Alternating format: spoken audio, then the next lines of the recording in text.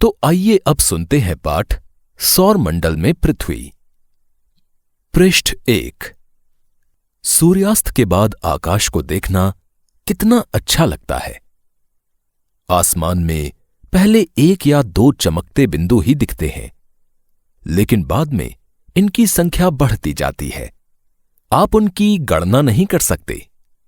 संपूर्ण आकाश छोटी छोटी चमकदार वस्तुओं से भर जाता है, जिनमें से कुछ चमकीले होते हैं एवं कुछ धुंधले। ऐसा प्रतीत होता है मानो आकाश में हीरे जड़े हों। इनमें से कुछ टिमटिमाते प्रतीत होते हैं, लेकिन अगर आप उनको ध्यान से देखेंगे तो आप पाएंगे कि इनमें से कुछ की टिमटिमाहट अन्य से अलग है।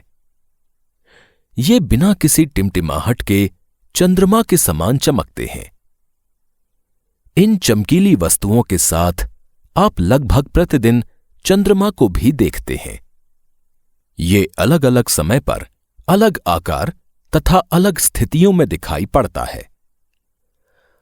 आप पूर्ण चंद्र को लगभग 1 महीने में 1 बार देख सकते हैं।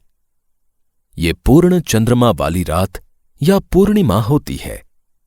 15 दिन बाद आप इसे नहीं देख सकते। यह नए चंद्रमा की रात्रि या अमावस्या होती है। ऐसी रात में अगर आसमान साफ है तो आप आसमान का अवलोकन अच्छी तरह से कर सकते हैं। क्या आपको इस बात पर आश्चर्य नहीं होता है कि हम दिन के समय चंद्रमा एवं इन सभी छोटी चमकीली वस्तुओं को क्यों नहीं देख पाते हैं? ऐसा इसलिए है क्योंकि सूर्य के अत्यधिक तेज प्रकाश के कारण रात के समय चमकने वाली वस्तुओं को हम दिन में नहीं देख पाते हैं। सूर्य, चंद्रमा तथा वे सभी वस्तुएं जो रात के समय आसमान में चमकती हैं, खगोलीय पिंड कहलाती हैं। कुछ खगोलीय पिंड बड़े आकार वाले तथा गर्म होते हैं। ये गैसों से बने होते हैं। इनके पास अपनी ऊष्मा तथा प्रकाश होता है, जिसे वे बहुत बड़ी मात्रा में उत्सर्जित करते हैं। इन खगोलीय पिंडों को तारा कहते हैं। सूर्य भी एक तारा है। आओ कुछ करके सीखें। आपको आवश्यकता होगी एक टॉर्च, एक सादा कागज, पेंसिल तथा एक सुई। चरण 1। कागज के मध्य में टॉर्च को इस प्रकार रखें कि उसका कांच कागज से सटा रहे। 2। अब टॉर्च के कांच के चारों ओर एक वृत्त खींचें। 3। कागज पर वृत्त के क्षेत्र में सुई से छोटे छोटे छेद करें। 4। अब कागज के छिद्रित वृत्तीय भाग को कांच पर सामने की तरफ रखें तथा टॉर्च के चारों ओर कागज को लपेटकर रबड़ बैंड लगा दें। 5. ध्यान रखें कि टॉर्च की स्विच कागज के बाहर रहे। 6. अंधेरे कमरे में एक सादी दीवार की ओर मुंह करके इस टॉर्च को लेकर कुछ दूरी पर खड़े हो जाएं। दूसरी सभी बत्तियों को बुझा दें। अब टॉर्च की रोशनी को दीवार पर डालें। आप दीवार पर प्रकाश के अनेक छोटे बिंदुओं को देखेंगे, बिल्कुल वैसे ही जैसे रात के समय आसमान में तारे चमकते हैं। 7. अब कमरे की सभी बत्तियों को जला दें। प्रकाश के सभी बिंदु लगभग अदृश्य हो जाएंगे। 8. आप इसकी तुलना उस अवस्था से कर सकते हैं जब रात्रि के समय आसमान में चमकने वाले तारे सूर्योदय के बाद अदृश्य हो जाते हैं। पृष्ठ 2। रात के समय चमकते हुए अनगिनत तारे सूर्य के समान ही हैं, लेकिन हमसे बहुत अधिक दूर होने के कारण हम लोग उनकी ऊष्मा या प्रकाश को महसूस नहीं करते हैं तथा वे अत्यंत छोटे दिखाई पड़ते हैं। आपने अवश्य ध्यान दिया होगा कि कुछ दूरी से देखने पर सभी वस्तुएं छोटी दिखाई पड़ती हैं। अत्यधिक ऊंचाई पर उड़ रहा हवाई जहाज कितना छोटा दिखाई देता है। रात्रि में आसमान की ओर देखते समय आप तारों के विभिन्न समूहों द्वारा बनाई गई विविध आकृतियों को देख सकते हैं। ये नक्षत्र मंडल कहलाते हैं। अर्सा मेजर या बिग बे इस प्रकार का एक नक्षत्र मंडल है। बहुत आसानी से पहचान में आने वाला नक्षत्र मंडल है सप्तऋषि। सप्त अर्थात 7, ऋषि अर्थात संत।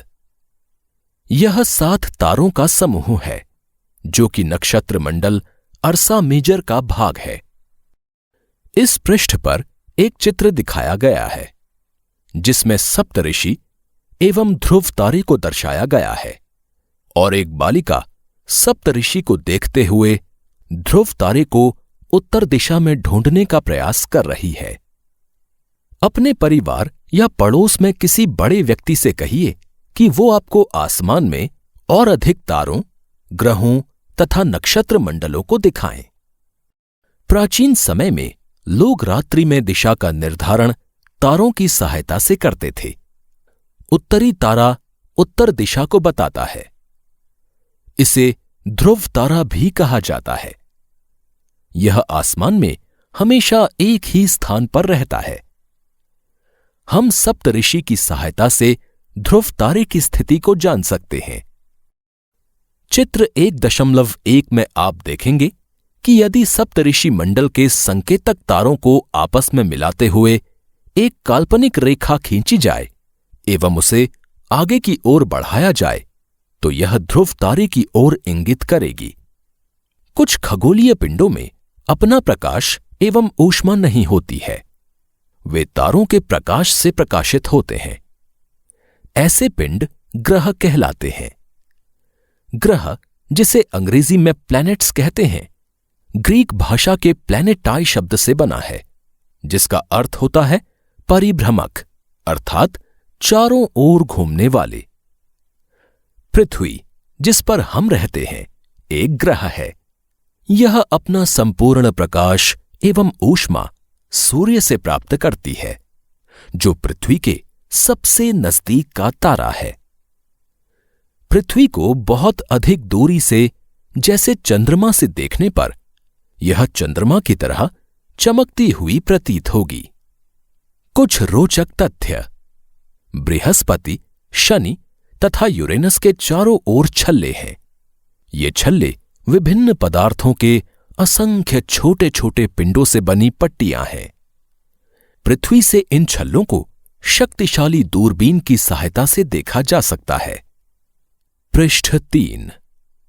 इस पृष्ठ पर हमारे सौर मंडल के विषय में बताया गया है। इस पूरे पृष्ठ पर एक चित्र दिया गया है जो हमारे सौर मंडल में स्थित सूर्य और उसके चारों ओर चक्कर लगा रहे ग्रहों को दर्शाता है।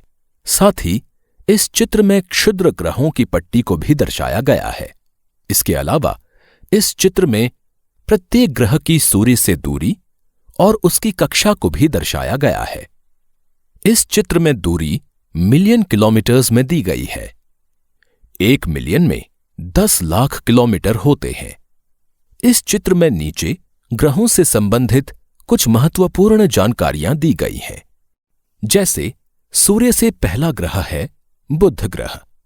सूर्य के चारों ओर एक परिक्रमण करने में इसे 88 दिन अपने अक्ष पर लगते हैं और इसका घूर्णन 59 दिन का होता है। इसी प्रकार दूसरा ग्रह है शुक्र। सूर्य के चारों ओर एक परिक्रमण 255 दिन, अपने अक्ष पर घूर्णन 243 दिन। सौर मंडल का तीसरा ग्रह है पृथ्वी। सूर्य के चारों ओर एक परिक्रमण 365 दिन, अपने अक्ष पर घूर्णन 1 दिन। चंद्रमा की संख्या 1। सौर मंडल का चौथा ग्रह है मंगल। सूर्य के चारों ओर एक परिक्रमण 687 दिन, अपने अक्ष पर घूर्णन 1 दिन। चंद्रमा की संख्या 2। सूर्य के चारों ओर घूम रहे इन चारों ग्रहों को हमारे सौर मंडल के आंतरिक ग्रह कहा जाता है। ये सूर्य के बहुत नजदीक हैं और ये चट्टानों से बने हैं। इसके बाद चित्र में सौर मंडल के 5वें ग्रह बृहस्पति की स्थिति के बारे में बताया गया है। सूर्य के चारों ओर एक परिक्रमण 11 साल 11 महीने अर्थात लगभग 12 साल, अपने अक्ष पर घूर्णन 9 घंटे 56 मिनट, चंद्रमा की संख्या लगभग 53। सौरमंडल का छठा ग्रह है शनि। सूर्य के चारों ओर एक परिक्रमण 29 साल 5 महीने, अपने अक्ष पर घूर्णन 10 घंटे 40 मिनट, चंद्रमा की संख्या लगभग 53। सौरमंडल का 7वां ग्रह है यूरेनस। सूर्य के चारों ओर एक परिक्रमण 84 साल, अपने अक्ष पर घूर्णन 17 घंटे 14 मिनट, चंद्रमा की संख्या लगभग 27। सौरमंडल का 8वां ग्रह है नेपच्यून। सूर्य के चारों ओर एक परिक्रमण 164 साल, अपने अक्ष पर घूर्णन 16 घंटे 7 मिनट, चंद्रमा की संख्या 13। बृहस्पति से लेकर नेपच्यून तक सभी ग्रहों को बाह्य ग्रह कहा जाता है। सूर्य से ये बहुत दूर हैं तथा बहुत बड़े आकार के हैं। ये गैस और तरल पदार्थों से बने हैं। पृष्ठ 4। आसमान में दिखने वाला चंद्रमा एक उपग्रह है। यह हमारी पृथ्वी का सहचर है तथा इसके चारों ओर चक्कर लगाता है। हमारी पृथ्वी के समान 7 अन्य ग्रह हैं जो सूर्य से प्रकाश एवं ऊष्मा प्राप्त करते हैं। उनमें से कुछ के पास अपने चंद्रमा भी हैं। सौरमंडल, सूर्य, 8 ग्रह, उपग्रह तथा कुछ अन्य खगोलीय पिंड जैसे क्षुद्र ग्रह एवं उल्का पिंड मिलकर सौरमंडल का निर्माण करते हैं। उसे हम सौर परिवार का नाम देते हैं, जिसका मुखिया सूर्य है। सूर्य सौरमंडल के केंद्र में स्थित है। यह बहुत बड़ा है एवं अत्यधिक गर्म गैसों से बना है। इसका खिंचाव बल इससे सौरमंडल को बांधे रखता है। सूर्य सौरमंडल के लिए प्रकाश एवं ऊष्मा का एकमात्र स्रोत है, लेकिन हम इसकी अत्यधिक तेज ऊष्मा को महसूस नहीं करते हैं, क्योंकि सबसे नजदीक का तारा होने के बावजूद यह हमसे बहुत दूर है। सूर्य पृथ्वी से लगभग 15 करोड़ किलोमीटर दूर है। ग्रह, हमारे सौरमंडल में 8 ग्रह हैं। सूर्य से दूरी के अनुसार वे हैं बुध, शुक्र, पृथ्वी, मंगल, बृहस्पति, शनि, यूरेनस तथा नेपच्यून। सूर्य से उनकी दूरी के अनुसार अंग्रेजी में ग्रहों के नाम याद रखने का आसान तरीका है my very efficient mother just served us nuts. इस वाक्य के पहले अक्षरों को आप याद रख सकते हैं, जो कि हमारे ग्रहों के क्रम में हैं। सौरमंडल के सभी 8 ग्रह एक निश्चित पथ पर सूर्य का चक्कर लगाते हैं। ये रास्ते दीर्घवृत्ताकार में फैले हुए हैं। ये कक्षा कहलाते हैं। बुध सूर्य के सबसे नजदीक है। अपनी कक्षा में सूर्य के चारों ओर एक चक्कर लगाने में इसे केवल 88 दिन लगते हैं। शुक्र को पृथ्वी का जुड़वां ग्रह माना जाता है, क्योंकि इसका आकार एवं आकृति लगभग पृथ्वी के ही समान है। अभी तक प्लूटो भी एक ग्रह माना जाता था, परंतु अंतर्राष्ट्रीय खगोलीय संगठन ने अपनी बैठक अगस्त 2006 में यह निर्णय लिया कि कुछ समय पहले खोजे गए अन्य खगोलीय पिंड 2003 UB 313 सिरस तथा प्लूटो बौने ग्रह कहे जा सकते हैं। क्या आप जानते हैं, पौराणिक रोमन कहानियों में सोल सूर्य देवता को कहा जाता है। सौर शब्द का अर्थ है सूर्य से संबंधित। इसीलिए सूर्य के परिवार को सौरमंडल यानी सोलर सिस्टम कहा जाता है। सौर शब्द का उपयोग करते हुए और अधिक शब्दों को लिखें। शब्द की उत्पत्ति। ऐसे बहुत से शब्द जिनका उपयोग हम एक भाषा में करते हैं, अक्सर वे दूसरी भाषाओं से लिए गए शब्द हो सकते हैं। उदाहरण के लिए जियोग्राफी एक अंग्रेजी शब्द है। यह ग्रीक भाषा से लिया गया शब्द है, जिसका अर्थ है पृथ्वी का विवरण। यह दो ग्रीक शब्दों से मिलकर बना है, जिनमें जीई शब्द का अर्थ है पृथ्वी एवं ग्राफिया का अर्थ है लिखना। आइए पृथ्वी के संबंध में और अधिक जानें। जियो धन लॉजी, पृथ्वी का अध्ययन। जियो धन मेट्री, पृथ्वी का मापन। जियो धन ऑइड, पृथ्वी के आकार के अनुरूप। क्या आप जानते हैं, रात में आसमान को देखकर मनुष्य हमेशा से मोहित हुआ है। खगोलीय पिंडों एवं उनकी गति के संबंध में अध्ययन करने वालों को खगोल शास्त्री कहते हैं। आर्यभट्ट प्राचीन भारत के प्रसिद्ध खगोल शास्त्री थे।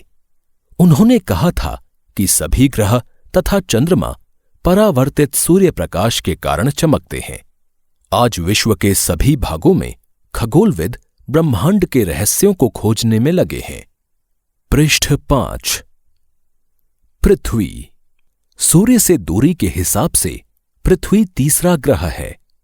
आकार में यह 5वां सबसे बड़ा ग्रह है। यह ध्रुवों के पास थोड़ी चपटी है। यही कारण है कि इसके आकार को भू-आभ कहा जाता है। भू-आभ का अर्थ है पृथ्वी के समान आकार। जीवन के लिए अनुकूल परिस्थितियां संभवतः केवल पृथ्वी पर ही पाई जाती हैं। पृथ्वी न तो अधिक गर्म है और न ही अधिक ठंडी। यहां पानी एवं वायु उपस्थित है, जो हमारे जीवन के लिए आवश्यक है। वायु में जीवन के लिए आवश्यक गैसें जैसे ऑक्सीजन मौजूद है। इन्हीं कारणों से पृथ्वी सौर मंडल का सबसे अद्भुत ग्रह है। अंतरिक्ष से देखने पर पृथ्वी नीले रंग की दिखाई पड़ती है, क्योंकि इसकी 2/3 सतह पानी से ढकी हुई है। इसलिए इसे नीला ग्रह कहा जाता है। चंद्रमा। हमारी पृथ्वी के पास केवल एक उपग्रह है, चंद्रमा। इसका व्यास पृथ्वी के व्यास का केवल 1/4 है। यह इतना बड़ा इसलिए प्रतीत होता है क्योंकि यह हमारे ग्रह से अन्य खगोलीय पिंडों की अपेक्षा नजदीक है। यह हमसे लगभग 3,84,400 किलोमीटर दूर है। अब आप पृथ्वी से सूर्य एवं चंद्रमा की दूरियों की तुलना कर सकते हैं। इस पृष्ठ पर एक चित्र दिया गया है। इस चित्र में अंतरिक्ष से लिया गया चंद्रमा का चित्र दिखाया गया है। इसी पृष्ठ पर एक और चित्र दिखाया गया है, जिसमें मानव निर्मित उपग्रह के बारे में बताया गया है कि किस प्रकार रॉकेट का प्रक्षेपण किया जाता है तथा उसके बाद मानव निर्मित उपग्रह को अंतरिक्ष में छोड़ा जाता है तथा रॉकेट का बचा हुआ हिस्सा पृथ्वी पर वापस गिर जाता है। इसके बाद छोड़े गए उपग्रह को उसकी कक्षा में प्रवेश कराने का दृश्य दिखाया गया है। क्या आप जानते हैं, प्रकाश की गति लगभग 3 लाख किलोमीटर प्रति सेकंड है। इस गति के बावजूद सूर्य के प्रकाश को पृथ्वी तक पहुंचने में लगभग 8 मिनट का समय लगता है। रोचक तथ्य।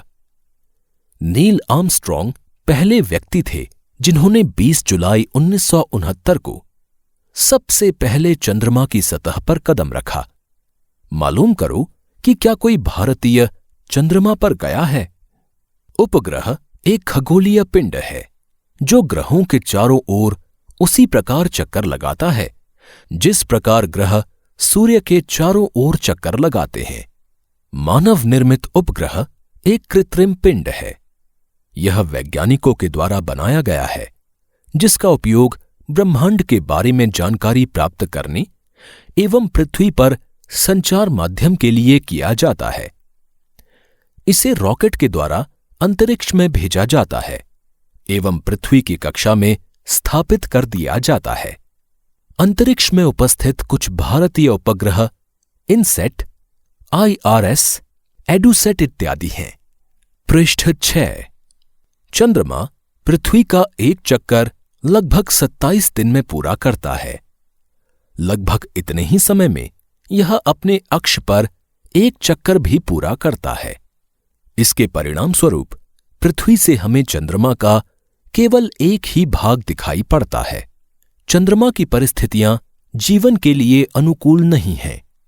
इसकी सतह पर पर्वत, मैदान एवं गड्ढे हैं जो चंद्रमा की सतह पर छाया बनाते हैं। पूर्णिमा के दिन चंद्रमा पर इनकी छाया को देखा जा सकता है। इस पृष्ठ पर एक प्रश्न दिया गया है। प्रश्न है, जीव एवं पौधों को जीवित रहने तथा विकास करने के लिए किन तत्वों की आवश्यकता होती है? क्षुद्र ग्रह। तारों, ग्रहों एवं उपग्रहों के अतिरिक्त असंख्य छोटे पिंड भी सूर्य के चारों ओर चक्कर लगाते हैं। इन पिंडों को क्षुद्र ग्रह कहते हैं। ये मंगल एवं बृहस्पति की कक्षाओं के बीच पाए जाते हैं। इस पृष्ठ पर इस संबंध में एक चित्र दिया गया है जिसमें क्षुद्र ग्रह की एक तस्वीर दिखाई गई है। वैज्ञानिकों के अनुसार क्षुद्र ग्रह ग्रह के ही भाग होते हैं जो कि बहुत वर्ष पहले विस्फोट के बाद ग्रहों से टूटकर अलग हो गए। उल्का पिंड। सूर्य के चारों ओर चक्कर लगाने वाले पत्थरों के छोटे छोटे टुकड़ों को उल्का पिंड कहते हैं। कभी कभी ये उल्का पिंड पृथ्वी के इतने नजदीक आ जाते हैं कि इनकी प्रवृत्ति पृथ्वी पर गिरने की होती है। इस प्रक्रिया के दौरान वायु के साथ घर्षण होने के कारण ये गर्म होकर जल जाते हैं। फलस्वरूप चमकदार प्रकाश उत्पन्न होता है। कभी कभी कोई उल्का पूरी तरह जले बिना पृथ्वी पर गिरती है जिससे धरातल पर गड्ढे बन जाते हैं। क्या आपने तारों वाले खुले आकाश में एक ओर से दूसरी ओर तक फैली चौड़ी सफेद पट्टी की तरह एक चमकदार रास्ते को देखा है? यह लाखों तारों का समूह है। यह पट्टी आकाश गंगा यानी मिल्की वे है। हमारा सौर मंडल इस आकाश गंगा का एक भाग है। प्राचीन भारत में इसकी कल्पना आकाश में प्रकाश की एक बहती नदी से की गई थी। इस प्रकार इसका नाम आकाश गंगा पड़ा था। आकाश गंगा करोड़ों तारों, बादलों तथा गैसों की एक प्रणाली है। इस प्रकार की लाखों आकाश गंगाएं मिलकर ब्रह्मांड का निर्माण करती हैं। पृष्ठ 7। ब्रह्मांड की विशालता की कल्पना करना अत्यधिक कठिन है। वैज्ञानिक अभी भी इसके बारे में अधिक से अधिक जानकारी एकत्र करने में जुटे हैं। इसके आकार के संबंध में हमें कोई जानकारी नहीं है, लेकिन फिर भी हम जानते हैं कि हम सभी इसी ब्रह्मांड का हिस्सा हैं। इस पृष्ठ पर एक चित्र दिया गया है जिसमें कई सारे वृत्त खींचे गए हैं, जिसमें सबसे बाहरी वृत्त पर ब्रह्मांड लिखा गया है। उसके अंदर के वृत्त पर आकाश गंगा लिखा गया है। उसके अंदर के वृत्त पर सौर मंडल लिखा गया है। उसके भी अंदर एक वृत्त है जिस पर पृथ्वी लिखा गया है और अंत में एक बालिका का चित्र बनाया गया है। इसी चित्र के बाईं ओर लिखा गया है, क्या आप ब्रह्मांड के साथ अपना संबंध बता सकते हैं? आप पृथ्वी पर हैं तथा पृथ्वी सौर मंडल का एक भाग है। हमारा सौर मंडल आकाशगंगा अर्थात मिल्की वे का एक भाग है जो ब्रह्मांड का हिस्सा है। ब्रह्मांड से जुड़े इस तथ्य पर विचार कीजिए कि इसमें लाखों आकाशगंगाएं मौजूद हैं। इस चित्र में आपका स्थान कहां है? अभ्यास। अगर आपको यह कहानी पसंद आई हो तो लाइक करिए और इसी तरह की और कहानियों तथा किताबों को सुनने के लिए सब्सक्राइब करें हमारे चैनल को और दबाएं बेल आइकन।